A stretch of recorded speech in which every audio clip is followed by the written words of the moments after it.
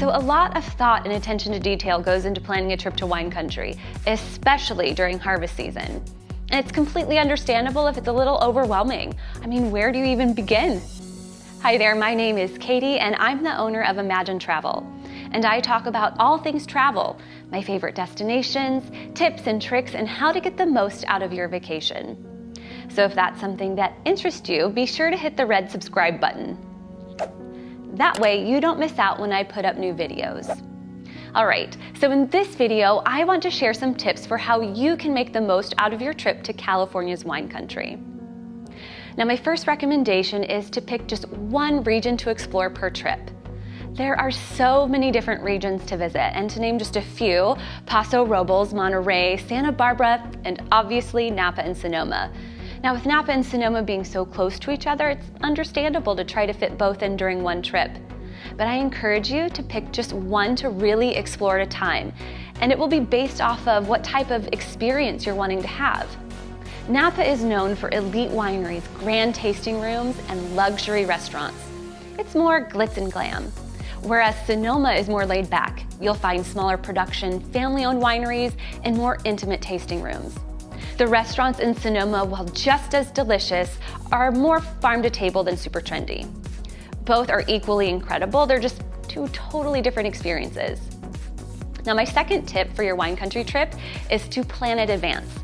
In our post-COVID world, most wineries now require reservations for tastings and they fill up quickly.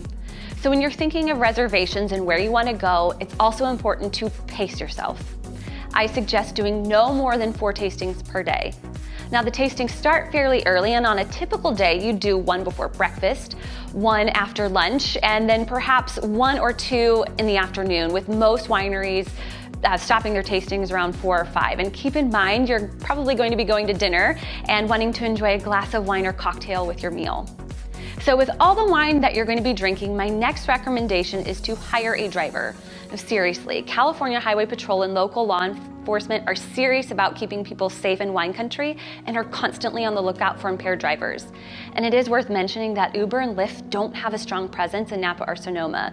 So you're going to want to make sure that you have safe and reliable transportation already in place. Now, there are some companies that will provide you with the driver and plan your day of tastings and provide a picnic lunch. Now, my next bit of advice is to hold off on joining any wine clubs. I know it can be exciting to get the member discount, and of course we all get carried away in the moment, especially with a little liquid courage. But every winery you visit will try to sell you on their club, and I highly recommend you take the information with you because you can still decide to join when you get home. Now, as someone who loves to go to wine country, I could go on and on, but I'm going to end it here for today.